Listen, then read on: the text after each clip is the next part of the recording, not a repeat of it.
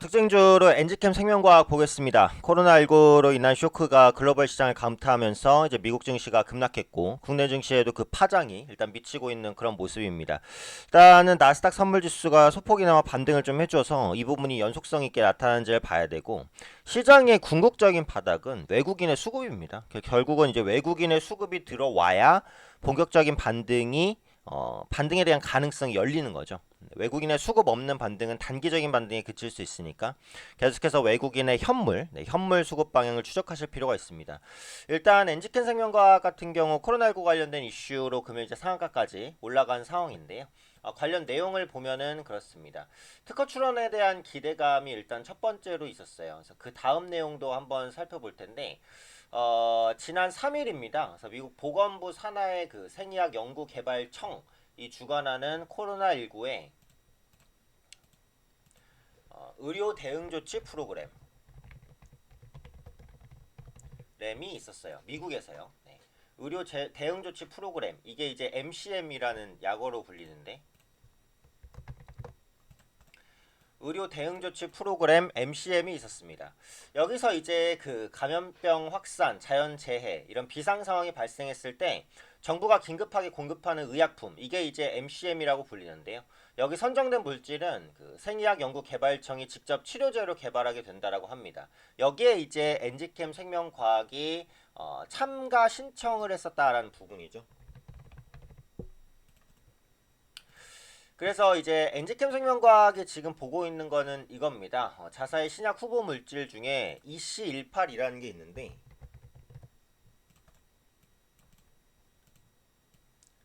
EC18이라는 게 있는데요. 이게 이제 코로나19 치료에 효과가 있을 것으로 현재 사측에서는 판단을 하고 있다라는 부분이죠. 현재 엔지캠 생명과학의 대표는 그 EC18 같은 경우 세포에서 바이러스를 빠르게 제거하는 효과가 있어서 코로나19에 강력한 대응책이 될 수 있을 것이다라고 밝혔습니다. 물론 이제 사측에서는 항상 말씀드린 대로 당연히 낙관적인 전망을 근거로 이야기를 한단 말이죠. 그렇기 때문에 이 부분에 대한 언급을 뭐 100% 신뢰하거나 하기는 어려워요. 근데 어찌되었던 간에 코로나19 관련주로 이번 이슈로 조금 엮이게 됐다라는 부분이죠. 이 EC18에 대한 기대감에 대한 부분이 다른 이제 그 백신 개발 관련된 종목과 약간 조금 다르거나 아니면은 현재 미국에서 진행되고 있는 부분과 차별화될 수 있는 점은 있습니다. 그래서 관련 내용도 이제 후속적으로 나왔는데 엔지캠 생명과학이 이제 합성 신약물질 EC18 같은 경우 치료제로 미국 특허를 출원한다라고 이제 밝히고 있는 상황이에요. 그래서 미국의 특허 출원이 되게 되면 그에 따른 모멘텀이 또 형성이 되겠죠. 물론 특허 출원이 된다고 해서 뭐 치료제를 쓸 수 있냐 그건 별개입니다. 네, 특허랑 치료제를 실제 사용할 수 있느냐 이건 별개예요.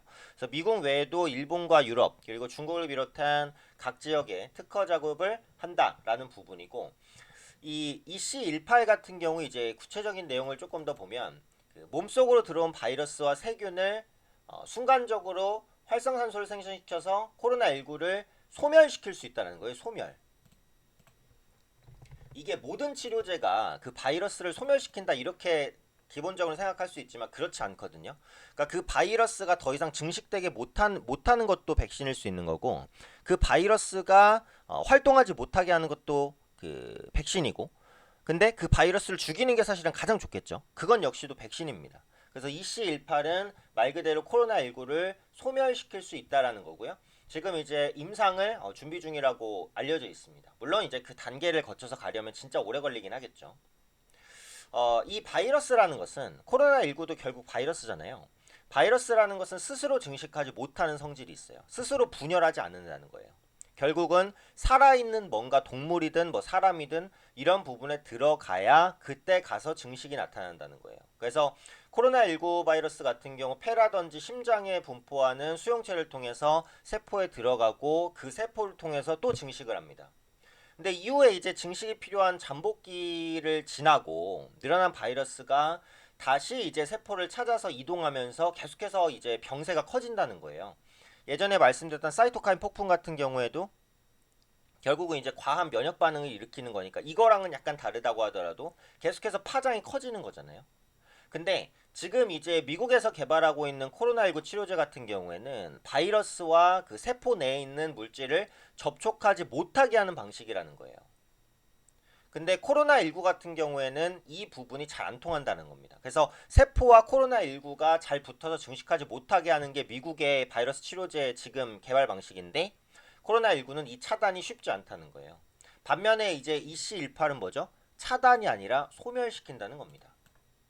일단 세포에 침입하고 바이러스를 죽이는 기능에 최적화가 되어 있다는 거예요. 그래서 코로나19로 인한 폐렴, 호흡곤란 혹은 이런 합병증들로 인해서 사망에 이르는 그런 과정까지 방지하는 그런 효과가 있을 수 있다라고 보고 있다는 겁니다. 그래서 미국에서 개발 중인 대부분의 이제 코로나19 치료제와는 차별성이 있고 웬만하면 아까도 말씀드린 대로 차단보다는 소멸, 아예 죽여버리는 게 낫잖아요.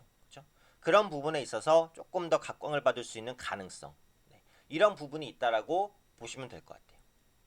그래서 지금 시장이 안 좋기 때문에 코로나19 테마주가 계속해서 움직이는 것이고, 사실 2008년 금융위기와 비교를 계속 하는데 2008년 같은 경우에는 서브프라임 모기지, 부동산 부실, 그게 이제 실물 경제에 어느 정도 타격을 입힐지 아무것도 예상할 수가 없었어요. 말 그대로 불확실성의 정점이었습니다. 물론 이번 코로나19 사태도 불확실성이 굉장히 커요. 어디까지 확산될지도 모르고. 근데 어찌되었던 간에 백신이 나온다면 빠르게 해소되고 경제도 빠르게 회복된단 말이에요. 이거는 경제 밸류 체인이 무너진 게 아니라 코로나19로 인해서 산업 생산 활동, 소비 이런 게 일단 중단이 된 겁니다. 그렇죠? 중단이 된 거기 때문에 그 중단시키는 연결고리를 끌어내면은 그 중단이 다시 연결이 된단 말이에요.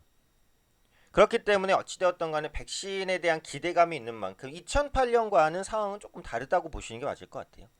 어찌되었던 간에 일단은 이제 현재 이런 패닉 사태가 지속되는 한 코로나19 관련주의 움직임은 계속해서 움직일 거니까 뭐 특징주를 체크는 해드리는데 이런 종목을 뭐 매수하시라는 말씀은 아니고요. 어떤 흐름으로 이제 진행이 되고 코로나19 관련해서 이제 종목이 급등하면 어떤 그 스토리로 좀 급등했는지 뭐 이런 부분은 어느 정도라도 이제 그 인지하고 있으면 좋지 않을까 생각해서 말씀드렸으니까 이런 부분들 좀 참고해 보시면 좋을 것 같습니다.